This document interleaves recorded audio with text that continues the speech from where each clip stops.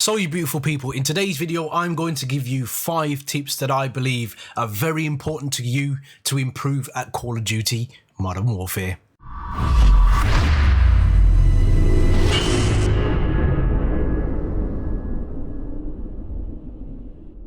So guys, it's no secret that a lot of people are struggling with Call of Duty Modern Warfare. It definitely is designed to be played very differently to the Call of Duties that we know and love of previous. And it's taken a lot of adjustments from myself, so I'm understanding that you guys are probably going to feel the same. So I formulated these 5 tips for you guys to improve your game because it has definitely worked for me. Now, I will say this from the get-go, I am a rusher, and probably one of the biggest tips I could give anybody is to camp. No, I'm just playing, but it does seem that way, doesn't it? It does seem like you have to play in a very campy style, but you don't necessarily have to do that. Now, do you have to change that all guns blazing attitude? Yes, if you want to do well, then that's what I would say you need to do. So tip number 1, knowing when to rush and knowing when to lock down a position. This is what has totally changed Call of Duty Modern Warfare for me, and I will say I did enjoy the game, but I was very frustrated at the start. But now I'm really starting to enjoy this game because I've learned to change my playstyle. Not totally, because I will never ever give up rushing. It's just something I love to do. I'm a very aggressive player, and I always will be an aggressive player. However, you've got to temper that somehow in this game, and it's going to take a lot of soul searching from some of you to actually do this. Now, what do I mean by knowing when to rush and knowing when to hold back? Now, there are certain rooms you will go into that will get a lot of activity in Call of Duty Modern Warfare. You may have 2 claymores if you're using shrapnel. Place them down at the doors, you listen out, you wait for somebody to come, you get those all important kills, get rid of your claymores, then you move on to the next position. Now, it's very easy to just stay there all the time, but that's something I can't do. I get very bored if I stay in the same position.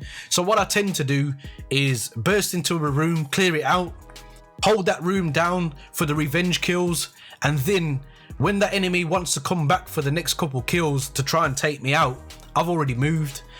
Now, the way I will move is dictated by the flow of the game. And how can you measure the flow of the game? Well, moving on to tip number 2, you need to really utilize not only the minimap in this game, but you need to utilize the compass at the top. Now, we have been trained, if you're a veteran Call of Duty player, to constantly look at the left of your screen to ensure that you are checking out the minimap before you make any moves, so you can learn where people are. And when you're focused on this game, because it does take a lot more focus, I believe, you get a lot more sucked in when you're really on it. Often you can forget, because I know I do, you forget to look at the compass at the top. Now, this will give enemies' positions away in the forms of flashing red dots, and it won't give you their exact position, but it will give you an inclination and some real decent information as to what direction people are in, so you can calculate in your head, right, what is my route from here now? Am I going to go directly at them and probably get picked off at a window, or am I going to go to the left or the right? Now, if the compass is showing that they're shooting more to the left, then you're probably going to go for the flank on the right hand side and try and come for some stealth kills. Now, stealth, I use that term loosely in this game because it is very hard. But a little bonus tip here, the way I measure when I'm going to move is dictated by the field upgrade that I use. Now, I tend to use dead silence because I am a rusher. I've always used dead silence to help me run across the map undetected until it's literally too late. Now, whilst we haven't got that perk in this game, whilst that timer is going down, this is where I will hold down a position.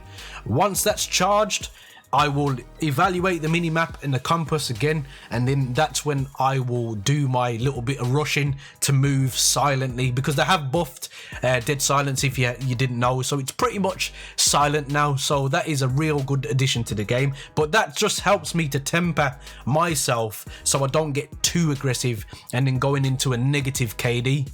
So whilst we're talking about rushing and stuff like that, Double sprint is something that you need to use when you are rushing, especially if you're using the dead silence, because you'll actually get a little boost and move quicker with a wider field of view, so you'll be able to see people better. But also, you need to know when to use the double sprint, because if you didn't know, utilizing double sprint is brilliant getting you across the map. I would utilize it more to get into little positions or get out of trouble. But once you use double sprint, you'll probably notice that you run with your gun in the air. Now this heavily penalizes you when it comes to aiming down sight. So if somebody isn't sprinting or they're already static and you come around that corner running towards them, 9 times out of 10 you're going to lose that gunfight. And this is why I utilize double sprint, to get me to positions, not to enemies. Now that's what I used to do, and that's a mentality change that I would definitely implore you to observe, because for me, rushing around in this game feels more rewarding when it's planned correctly.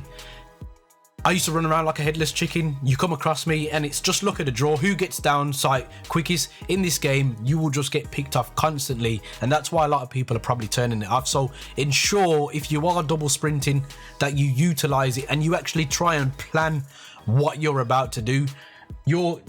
For example, that map with the big bridge on in the middle, there's a portion of that where you're by the stairs and you need to get into the middle underneath, and I normally go underneath and then flank in.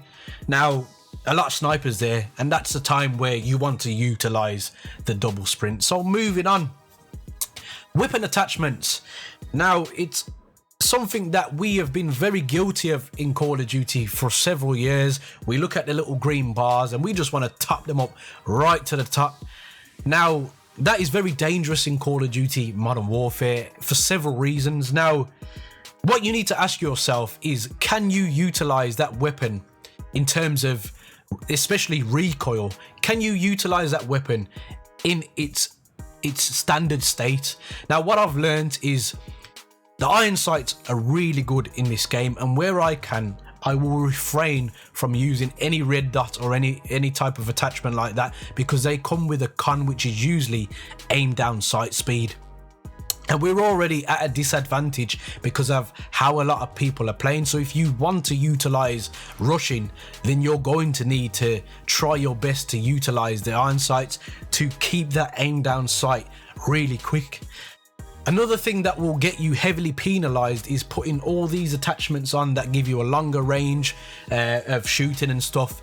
You'll heavily penalize your movement speed for a lot of attachments. So what I've tend to do is I will go into a private match, I will aim at a object or a wall or something, and I will keep shooting at that to try and calculate what the recoil pattern is like. Then I will keep moving backwards to see if I can hit the same point but obtain that same amount of recoil. Now this is probably why a lot of people are using the M4, because it doesn't seem to have that much recoil. However, my favorite gun is the Kilo. So what I would say to you is try to keep the attachments to a minimum. Don't overload your gun, because you will find that you can make your gun a lot worse than the base model if you put heavily load it with the wrong attachments as such. So be mindful when you are creating a class. And again, I would say, if you can, try to utilize the iron sights, because they're very clean in this game, and it will just give you that aim down sight benefit before you start getting yourself annihilated because it's taking you 6 years to aim down your sight. So another one that I really like in this game, and one of my favorite additions to Call of Duty, is you can reload whilst aiming down sight in this game. And it's something, again, muscle memory. People have been so used to reloading, and I'm somebody who's always reloading. If you've watched me, I've got reloaditis, as I've said in the past. Now, if you're holding down a line of sight, it's very useful to reload whilst you are aiming down sight. So if you've just been shooting at someone who's ducked under cover, but you knew exactly where their head was, and you've already got your gun exactly where their head was, if you reload whilst aiming down sight, when they come back into sight and you've managed to get your magazine in, they're gone because you've already got that aim. You don't have to twitch back to where there was, so you overcompensate or undercompensate and totally miss them. So make sure that you utilize the reloads in this game.